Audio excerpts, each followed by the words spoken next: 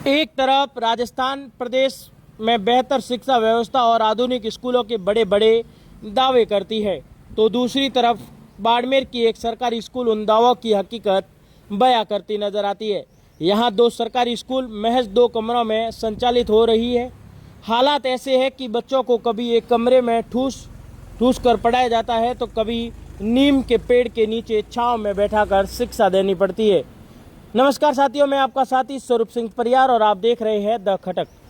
ये तस्वीर बाड़मेर शहर के इंदिरा नगर स्थित राजकीय प्राथमिक विद्यालय मोडली भाखरी की है, जहां शिक्षा व्यवस्था की बदहाल तस्वीर साफ दिखाई देती है।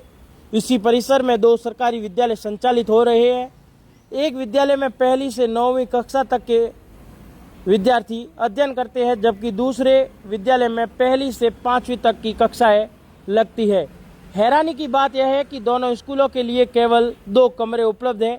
ऐसे में एक कमरे में 1ली से 5वीं तक के बच्चों को बैठाया जाता है, जबकि दूसरे कमरे में 1ली से 9वीं तक के विद्यार्थियों की कक्षाएं संचालित होती है। जब कमरों में शोर और भीड़ बढ़ जाती है तो बच्चों को स्कूल परिसर में लगे नीम के पेड़ों के नीचे बैठकर पढ़ाया जाता है।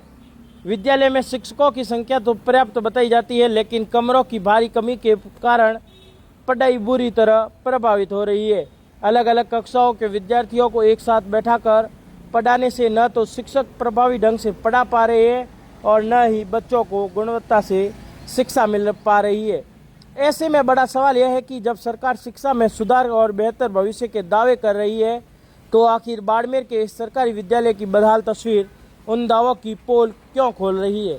आखिर कब बच्चों को बेहतर शिक्षा के लिए बुनियादी सुविधाएं मिल पाएगी? ये तो आगे देखने वाली बात होगी, लेकिन अब तक के लिए इतना ही। बने रहे हमारे चैनल द खटक के साथ। धन्यवाद।